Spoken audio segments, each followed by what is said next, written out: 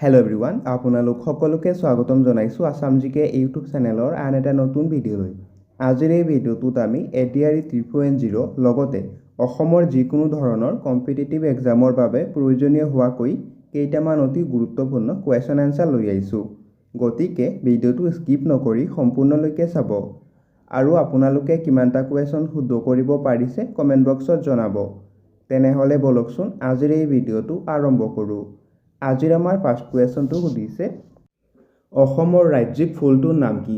অসমৰ ৰাজ্যিক ফুলটোৰ নাম কি সুধিছে। এই প্ৰশ্নৰ ৰাইট এনচাৰটো হৈছে অপশ্যন চি, কপৌ ফুল। অসমৰ ৰাজ্যিক ফুলটোৰ নাম হৈছে কপৌ ফুল।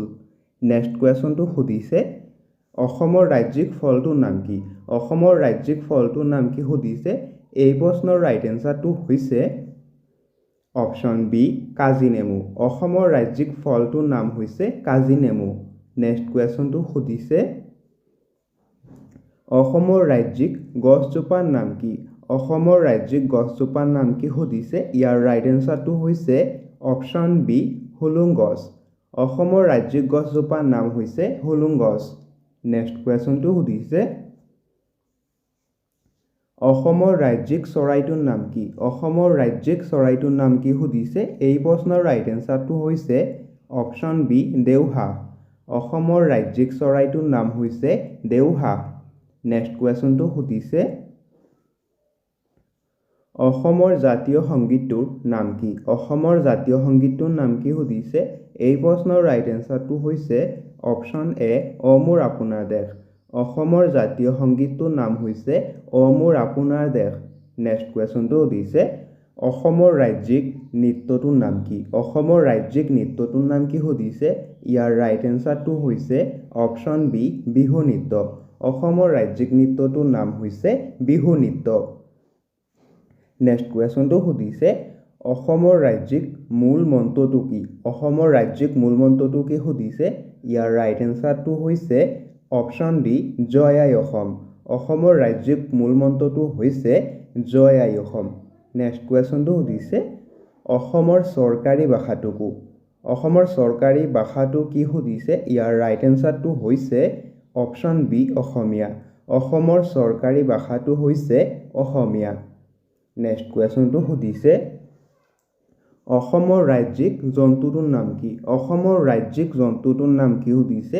ইয়াৰ ৰাইট এনচাৰটো হৈছে অপশ্যন চি, এশিঙীয়া গড়। অসমৰ ৰাজ্যিক জন্তুটোৰ নাম হৈছে এশিঙীয়া গড়। নেক্সট কুৱেশ্যনটো সুধিছে, কোন চনত বড়ো সাহিত্য সভা প্ৰতিষ্ঠা কৰা হৈছিল? কোন চনত বড়ো সাহিত্য সভা প্ৰতিষ্ঠা কৰা হৈছিল সুধিছে। ইয়াৰ ৰাইট এনচাৰটো হৈছে অপশ্যন চি, 1952 চনত। 1952 চনত বড়ো সাহিত্য সভা প্ৰতিষ্ঠা কৰা হৈছিল। নেক্সট কুৱেশ্যনটো সুধিছে, বড়ো সাহিত্য সভাৰ প্ৰথমগৰাকী সভাপতি কোন আছিল? বড়ো সাহিত্য সভাৰ প্ৰথমগৰাকী সভাপতি কোন সুধিছে। এই প্ৰশ্নৰ ৰাইট এনচাৰটো হৈছে অপশ্যন চি, জয়ভদ্ৰ হাগজেৰ। বড়ো সাহিত্য সভাৰ প্ৰথমগৰাকী সভাপতি আছিল জয়ভদ্ৰ হাগজেৰ।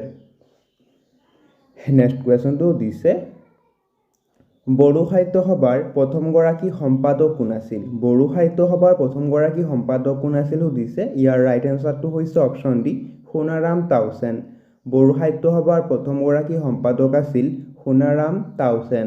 নেক্সট কুৱেশ্যনটো সুধিছে, সূৰ্যৰ পৃষ্ঠৰ আনুমানিক উচ্চতা কিমান? সূৰ্যপৃষ্ঠৰ আনুমানিক উষ্ণতা কিমান সুধিছে। ইয়াৰ ৰাইট এনচাৰটো হৈছে অপশ্যন এ, প্ৰায় 6000 চেলচিয়াছ। সূৰ্যপৃষ্ঠৰ আনুমানিক উষ্ণতা হৈছে প্ৰায় 6000 চেলচিয়াছ। নেক্সট কুৱেশ্যনটো সুধিছে, জয়মতীক শাস্তি দিয়া পথাৰখনৰ নাম কি? জয়মতীক শাস্তি দিয়া পথাৰখনৰ নাম কি সুধিছে। ইয়াৰ ৰাইট এনচাৰটো হৈছে অপশ্যন বি, জেৰেঙ্গা পথাৰ। জয়মতীক শাস্তি দিয়া পথাৰখনৰ নাম হৈছে জেৰেঙ্গা পথাৰ। নেক্সট কুৱেশ্যনটো সুধিছে, বৰ্তমান পৃথিৱীৰ আটাইতকৈ উচ্চতম অট্টালিকা কোনটো? বৰ্তমান পৃথিৱীৰ আটাইতকৈ উচ্চতম অট্টালিকা কোনটো সুধিছে। ইয়াৰ ৰাইট এনচাৰটো হৈছে অপশ্যন এ, বুৰ্জ খালিফা। বৰ্তমান পৃথিৱীৰ আটাইতকৈ উচ্চতম অট্টালিকাটো হৈছে বুৰ্জ খালিফা। নেক্সট কুৱেশ্যন, বৰ্তমান পৃথিৱীৰ আটাইতকৈ উচ্চতম অট্টালিকা বুৰ্জ খালিফা ক'ত অৱস্থিত? তলত দিয়া অপশ্যন কেইটাৰ ভিতৰত এই প্ৰশ্নৰ ৰাইট এনসাৰটো হৈছে অপশ্যন বি ডুবাই বৰ্তমান পৃথিৱীৰ আটাইতকৈ উচ্চতম অট্টালিকা বুৰ্জ খালিফা ডুবাই চহৰত অৱস্থিত নেক্সট কুৱেশ্যনটো সুধিছে উত্তৰ পূব ভাৰতৰ আটাইতকৈ ডাঙৰ আৰু দীঘল নদী কোনখন তলত দিয়া অপশ্যন কেইটাৰ ভিতৰত ইয়াৰ ৰাইট এনসাৰটো হৈছে অপশ্যন এ ব্ৰহ্মপুত্ৰ নদী উত্তৰ পূব ভাৰতৰ আটাইতকৈ ডাঙৰ আৰু দীঘল নদীখনৰ নাম হৈছে ব্ৰহ্মপুত্ৰ নদী নেক্সট কুৱেশ্যনটো সুধিছে উত্তৰ পূব ভাৰতৰ অষ্টম ৰাজ্যখনৰ নাম কি উত্তৰ পূব ভাৰতৰ অষ্টম ৰাজ্যখনৰ নাম কি সুধিছে ইয়াৰ ৰাইট এনসাৰটো হৈছে অপশ্যন ডি ছিকিম উত্তৰ পূব ভাৰতৰ অষ্টম ৰাজ্যখনৰ নাম হৈছে ছিকিম নেক্সট কুৱেশ্যনটো সুধিছে ত্ৰিপুৰাই কোনখন দেশৰ সৈতে সীমান্ত ভাগ কৰে ত্ৰিপুৰাই কোনখন দেশৰ সৈতে সীমান্ত ভাগ কৰে সুধিছে ইয়াৰ ৰাইট এনসাৰ হৈছে অপশ্যন চি বাংলাদেশ ত্ৰিপুৰাই বাংলাদেশৰ সৈতে সীমান্ত ভাগ কৰে নেক্সট কুৱেশ্যনটো সুধিছে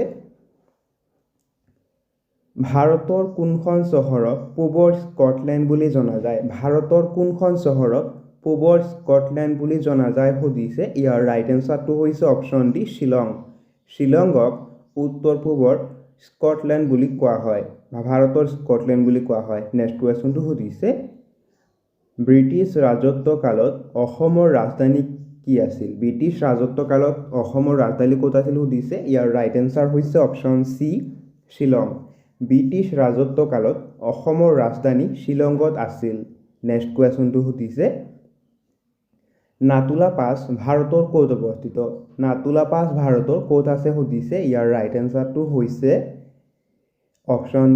অপশ্যন বি ছিকিম নাতুলা পাছ ভাৰতৰ ছিকিম ৰাজ্যত আছে নেক্সট কুৱেশ্যনটো সুধিছে হৰ্ণবিল উৎসৱ ক'ত উদযাপন কৰা হয় হৰ্ণবিল উৎসৱ ক'ত উদযাপন কৰা হয় সুধিছে ইয়াৰ ৰাইট এনসাৰ হৈছে অপশ্যন এ নাগালেণ্ড হৰ্ণবিল উৎসৱ নাগালেণ্ডত উদযাপন কৰা হয় নেক্সট কুৱেশ্যনটো সুধিছে কোনে গোপীনাথ বৰদলৈক লোকপ্ৰিয় উপাধিটো দিছিল কোনে গোপীনাথ বৰদলৈক লোকপ্ৰিয় উপাধিটো দিছিল সুধিছে ইয়াৰ ৰাইট এনসাৰটো হৈছে অপশ্যন চি জয়ৰাম দাস দৌতলৰামে গোপীনাথ বৰদলৈক জয়ৰাম দাস দৌতলৰামে লোকপ্ৰিয় উপাধি দিছিল নেক্সট কুৱেশ্যন আমাৰ সৌৰজগতৰ আটাইতকৈ উজ্জ্বল গ্ৰহটোৰ নাম কি আমাৰ সৌৰজগতৰ আটাইতকৈ উজ্জ্বল গ্ৰহটোৰ নাম কি সুধিছে ইয়াৰ ৰাইট এনসাৰটো হৈছে অপশ্যন এ শুক্ৰ আমাৰ সৌৰজগতৰ আটাইতকৈ উজ্জ্বল গ্ৰহটোৰ নাম হৈছে শুক্ৰ গ্ৰহ নেক্সট কুৱেশ্যন কোনটো গ্ৰহক ৰঙা গ্ৰহ বুলি কোৱা হয় কোনটো গ্ৰহক ৰঙা গ্ৰহ বুলি কোৱা হয় সুধিছে ইয়াৰ ৰাইট এনসাৰটো হৈছে অপশ্যন চি মংগল গ্ৰহক ৰঙা গ্ৰহ বুলি কোৱা হয় নেক্সট কুৱেশ্যন পৃথিৱীৰ ক্ষুদ্ৰতম নদীদ্বীপটোৰ নাম কি পৃথিৱীৰ ক্ষুদ্ৰতম নদীদ্বীপটোৰ নাম কি সুধিছে ইয়াৰ ৰাইট এনসাৰটো হৈছে অপশ্যন বি ময়ূৰদ্বীপ বা উমানন্দ দ্বীপ পৃথিৱীৰ ক্ষুদ্ৰতম নদীদ্বীপটোৰ নাম হৈছে ময়ূৰদ্বীপ বা উমানন্দ দ্বীপ নেক্সট কুৱেশ্যন কোনখন চহৰক ভাৰতৰ ইলেক্ট্ৰনিক চহৰ হিচাপে জনা যায় তলত দিয়া অপশ্যন কেইটাৰ ভিতৰত ইয়াৰ ৰাইট এনসাৰটো হৈছে অপশ্যন চি বাংগালুৰু চহৰক ইলেক্ট্ৰনিক চহৰ বুলিও কোৱা হয় নেক্সট কুৱেশ্যনটো সুধিছে অসমৰ প্ৰথম বিমান চালকজনৰ নাম কি অসমৰ প্ৰথম বিমান চালকজনৰ নাম কি সুধিছে ইয়াৰ ৰাইট এনসাৰটো হৈছে অপশ্যন চি মহানন্দ দাস অসমৰ প্ৰথম বিমান চালকজনৰ নাম হৈছে মহানন্দ দাস নেক্সট কুৱেশ্যনটো সুধিছে অসমৰ কাক লুইত কোঁৱৰ বুলি জনা যায় অসমৰ কাক লুইত কোঁৱৰ বুলিও জনা যায় সুধিছে ইয়াৰ ৰাইট এনসাৰটো হৈছে অপশ্যন এ ৰুদ্ৰ বৰুৱা অসমৰ ৰুদ্ৰ বৰুৱাক লুইত কোঁৱৰ বুলিও জনা যায় নেক্সট কুৱেশ্যনটো সুধিছে কাক অসমৰ সিংহ পুৰুষ বুলি জনা যায় কাক অসমৰ সিংহ পুৰুষ বুলি জনা যায় সুধিছে ইয়াৰ ৰাইট এনসাৰটো হৈছে অপশ্যন এ ৰাধা গোবিন্দ বৰুৱাক অসমৰ সিংহ পুৰুষ বুলি জনা যায় নেক্সট কুৱেশ্যন ব্ৰহ্মপুত্ৰ নদীৰ ওপৰত থকা নৰনাৰায়ণ সেতুখনে কোন দুখন দায়ক সংলগ্ন কৰিছে তলত দিয়া অপশ্যন কেইটাৰ ভিতৰত এই প্ৰশ্নৰ ৰাইট এনসাৰটো হৈছে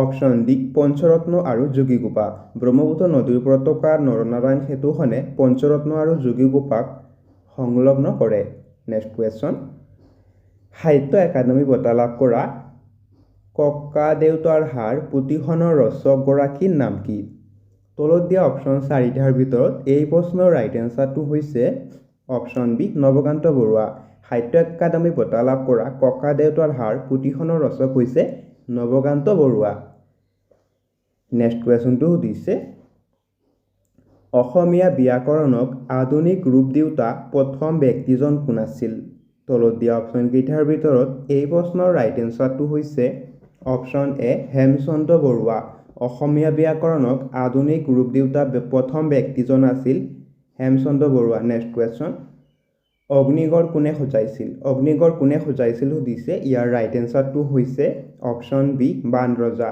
অগ্নিগড় বাণ ৰজাই সজাইছিল নেক্সট কুৱেশ্যনটো সুধিছে অসমীয়া ভাষাটো ভাৰতৰ সংবিধানৰ কোনটো অনুসূচীত উল্লেখিত হৈ আছে তলত দিয়া অপশ্যন কেইটাৰ ভিতৰত এই প্ৰশ্নৰ ৰাইট এনচাৰটো হৈছে অপশ্যন চি অষ্টম অনুসূচীত উল্লেখিত হৈ আছে নেক্সট কুৱেশ্যনটো সুধিছে অসমৰ প্ৰথম ভাৰতীয় জিলা দণ্ডাধীশ কোন আছিল সুধিছে ইয়াৰ ৰাইট এনচাৰ হৈছে অপশ্যন এ আনন্দৰাম বৰুৱা অসমৰ প্ৰথম ভাৰতীয় জিলা দণ্ডাধীশ আছিল আনন্দৰাম বৰুৱা নেক্সট কুৱেশ্যন উমানন্দ মন্দিৰ কোনে পুনৰ নিৰ্মাণ কৰিছিল সুধিছে ইয়াৰ ৰাইট এনচাৰ হৈছে অপশ্যন এ গদাধৰ সিংহই উমানন্দ মন্দিৰ পুনৰ নিৰ্মাণ কৰিছিল নেক্সট কুৱেশ্যন ৫৬তম জ্ঞানপীঠ বঁটা অসমৰ কোনে লাভ কৰিছে সুধিছে ইয়াৰ ৰাইট এনচাৰটো হৈছে অপশ্যন চি নীলমণি ফুকন ৫৬তম জ্ঞানপীঠ বঁটা অসমৰ নীলমণি ফুকনে লাভ কৰিছে নেক্সট কুৱেশ্যন জ্ঞানপীঠ বঁটা লাভ কৰা প্ৰথমজন অসমীয়া কোন আছিল সুধিছে এই প্ৰশ্নৰ ৰাইট এনচাৰটো হৈছে অপশ্যন বি বীৰেন্দ্ৰ কুমাৰ ভট্টাচাৰ্য জ্ঞানপীঠ বঁটা লাভ কৰা প্ৰথমজন অসমীয়া হৈছে বীৰেন্দ্ৰ কুমাৰ ভট্টাচাৰ্য নেক্সট কুৱেশ্যন অসমীয়া ভাষা উন্নতি সাধনী সভা কেতিয়া গঠন কৰা হৈছিল তলত দিয়া অপশ্যন কেইটাৰ ভিতৰত এই প্ৰশ্নৰ ৰাইট এনচাৰটো হৈছে অপশ্যন চি ১৮৮৮ চনত নেক্সট কুৱেশ্যনটো সুধিছে অসমৰ কোনখন ঠাইক কন্যাপুৰ বুলি কোৱা হয় সুধিছে ইয়াৰ ৰাইট এনচাৰটো হৈছে অপশ্যন এ তেজপুৰ অসমৰ তেজপুৰক কন্যাপুৰ বুলি কোৱা হয় নেক্সট কুৱেশ্যনটো সুধিছে মোৰ সোঁৱৰণী কোনজন সাহিত্যিকৰ আত্মজীৱনীৰ নাম সুধিছে ইয়াৰ ৰাইট এনচাৰটো হৈছে option B Padmanath Gohain Baruah next কুৱেশ্যনটো সুধিছে কিমান চনত চক্ৰধ্বজ সিংহৰ মৃত্যু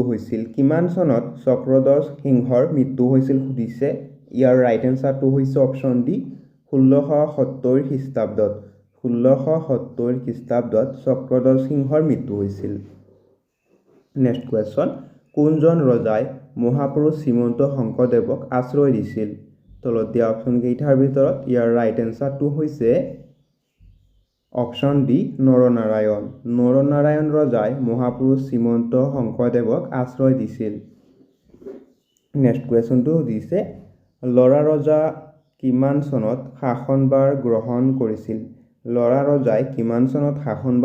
কৰিছিল সুধিছে ইয়াৰ ৰাইট এনচাৰ হৈছে অপশ্যন এ ১৬৭৯ চনত নেক্সট কুৱেশ্যনটো সুধিছে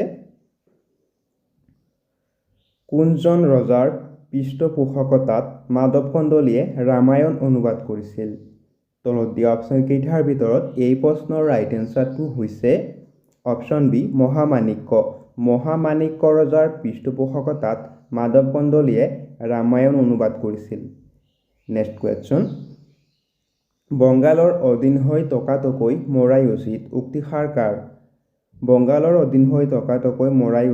এই শাহৰুক্তি কাৰ সুধিছে ইয়াৰ ৰাইট এনচাৰ হৈছে অপশ্যন বি চক্ৰধ্বজ সিংহ নেক্সট কুৱেশ্যনটো সুধিছে মহাসতী জয়মতীৰ কিমান চনত মৃত্যু হৈছিল মহাসতী জয়মতীৰ কিমান চনত মৃত্যু হৈছিল সুধিছে ইয়াৰ ৰাইট এনচাৰটো হৈছে অপশ্যন বি 1679 চনৰ 27 মাৰ্চত নেক্সট কুৱেশ্যনটো সুধিছে অসমত সতী সাধনী দিৱস কোনদিনা পালন কৰা হয় অসমত সতী সাধনী দিৱস কোনদিনা পালন কৰা হয় সুধিছে ইয়াৰ ৰাইট এনচাৰ হৈছে অপশ্যন বি 21 এপ্ৰিল তাৰিখে অসমত সতী সাধনী দিৱস পালন কৰা হয় নেক্সট কুৱেশ্যনটো সুধিছে চুতীয়া বংশৰ অন্তিমগৰাকী ৰাণী কোন আছিল চুতীয়া বংশৰ অন্তিমগৰাকী ৰাণী কোন আছিল সুধিছে ইয়াৰ ৰাইট এনচাৰ হৈছে অপশ্যন ডি সতী সাধনী চুতীয়া বংশৰ অন্তিমগৰাকী ৰাণী আছিল সতী সাধনী নেক্সট কুৱেশ্যন মোমাই তামুলী বৰবৰুৱাৰ কিমান খ্ৰীষ্টাব্দত মৃত্যু হৈছিল তলত দিয়া অপশ্যনকেইটাৰ ভিতৰত এই প্ৰশ্নৰ ৰাইট এনচাৰটো হৈছে অপশ্যন এ 1654 খ্ৰীষ্টাব্দত মোমাই তামুলী বৰবৰুৱাৰ 1654 খ্ৰীষ্টাব্দত মৃত্যু হৈছিল